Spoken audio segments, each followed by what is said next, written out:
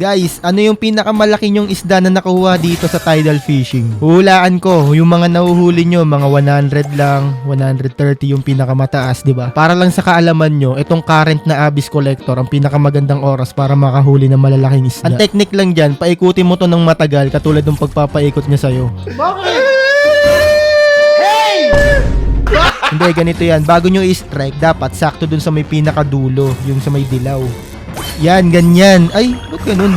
Butik na yan, ba't ganun? Okay, isa pa. Yan, ganyan. Pagkahagis mo, hihintayin mo yung arrow matutok dun sa may dilaw. Sabay mo i-strike. Wala ka, ba't ganun? Wait lang, napapaya tayo ah. Isa pa nga, last na. Mali pala, dapat pala matagal kong pinapaikot. Katulad ng pagpapaikot niya sa'yo bago mo ibato. Yan, tapos hihintayin mo yan ngayon.